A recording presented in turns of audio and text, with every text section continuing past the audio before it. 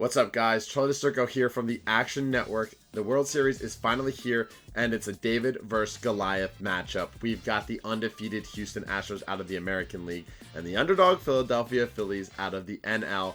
Game 1 is set for Friday night, and I'm here to give you 5 picks for the World Series MVP, breaking down all value plays on why and how they can bring home the award. We're going to start with the obvious one here. Bryce Harper at plus 700. He is the hottest hitter in baseball right now, and if the Phillies win the World Series, there's no question that Harper is going to get some votes and be a finalist in the conversation here. No player has been more dominant than Harper in the 2022 postseason. He's been held hitless just once in the entire postseason. That came in game 1 of the wild card series, so all the way back then against the St. Louis Cardinals. Since then, he's been on a tear. A .419 average, 5 homers, 11 RBI, and a 1.351 OPS. So incredible numbers out of the star. And against the Padres, in 3 of the 4 Philadelphia Phillies wins, Harper had the go-ahead hit. The Phillies would never lose after Harper had those go-ahead hits, and he is the face of Philadelphia, and they'll be inclined to give him this MVP award if he has a couple of big hits throughout this series. It's going to be a low-scoring one, most likely, with the Houston Astros pitching and number 1 bullpen. But if you like the Phillies to win the World Series, Harper is worth a look at plus 700. He's going to be in consideration throughout. It's time to get Bryce Harper that World Series ring, and if he gets it, there's no doubt that he's going to be performing on the big stage and be performing well. The next one, I'm going to go toward the Astros side here. I think the best value pick on their side is Alec Bregman at plus 1200. If you expect the Astros to win, which they are the favorites, I like the chances here with Bregman. The number is pretty disrespectful to him. If you could put things in all consideration, he's behind Justin Verlander, who has given up 7 runs in 10 postseason innings, and Kyle Tucker, who has just a .214 average. I know that you don't want to take the previous into account all the time, but Bregman has been arguably the best hitter for this Astros team. He's hitting .333 with a .975 OPS, a pair of home runs, 7 RBI, and has just 2 strikeouts across 30 at-bats. So he's putting the ball in play. He's not in a slump. He's the hot hand, and that's what you really need in the postseason. You need timely hitting, and Bregman is giving it to you. As for the rest of his team, Altuve has not been great, and Alvarez has been pitched around and also has not performed up to standards. And Bregman bats right behind the left-handed slugger. So if they pitch around Yordan Alvarez, then it's going to give Bregman plenty of opportunities to hit him home, plenty of opportunities right in that cleanup spot in the middle of the lineup. And all it takes is 1 to 2 big hits. We saw it last year with Jorge Soler, a couple of big home runs, and he was awarded the World Series MVP. And Bregman at that cleanup spot will have plenty of opportunities to do some damage against this Phillies team. And if the Astros win the World Series, Bregman should be at least one of the few getting votes and garnering it here. Riding the hot hand at 12-1 is definitely a look. As far as another Philly, I'm going down the value path here. Rhys Hoskins at plus 1800. This follows a similar model of Jorge Soler's MVP that I mentioned from last year. After a slow postseason start, Rhys Hoskins has 4 home runs over his last 4 games. If you look back to Soler's World Series MVP run, he had 3 big home runs, topping it all off in that last final win.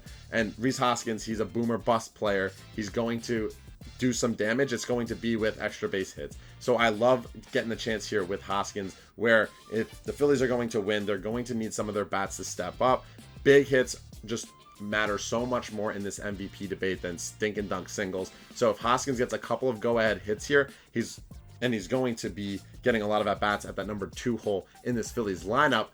It sets up well for him. Clutch hitting goes a long way, and Hoskins has been playing incredibly well down the stretch here. And it's also important to note that if it wasn't for Harper's late go-ahead home run to win the National League for the Phillies, Hoskins was likely the MVP of that series. So you're getting him at such a long number here at 18-1 when he was almost the NLCS MVP. I like his chances here. I think he can do some damage, especially against Framber Valdez.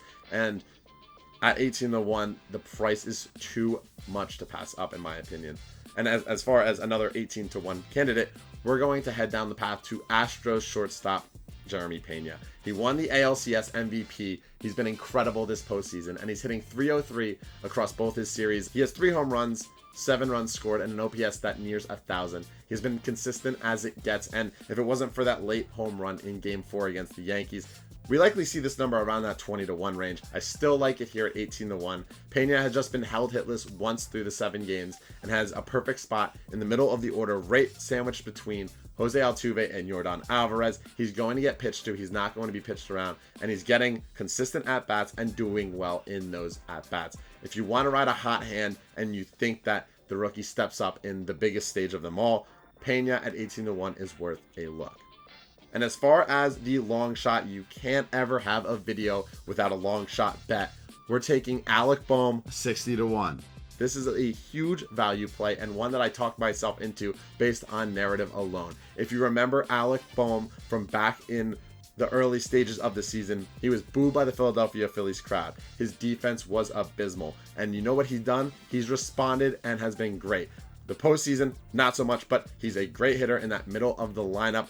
And wow, how poetic would it be if Alec Bohm, the guy who was nearly booed, the guy who was nearly benched because of his defensive struggles, takes home the award here. He gets the clutch hits. Alec Bohm ranks in the top 2% of all hitters in baseball as far as the regular season goes in expected batting average. So he's one of the most consistent hitters on this team. And like I've mentioned before, the World Series MVP is just about timely hitting. It's how they do in this 7-game series, or what could be 7 games, could be less. And if Alec Bohm has a couple of big hits here, the Phillies are going to rally around him. He's going to get some votes. While Bohm hasn't had a great World Series, this is a long shot for a reason. All that matters are the games that lie ahead. And Bohm has been playing much better in the second half of this season, a 285 average and a 730 OPS in the second half. So if you like a timely hitter and an underdog, you go Bohm. Baseball is unpredictable. We saw Soler win as a long shot around that 40-1 number a season ago. And if Bohm produces here and strings together a few clutch hits, he could very well take home this and get and capture the hearts of the voters and capture the hearts of Philly as he goes from being nearly booed and benched to the World Series MVP.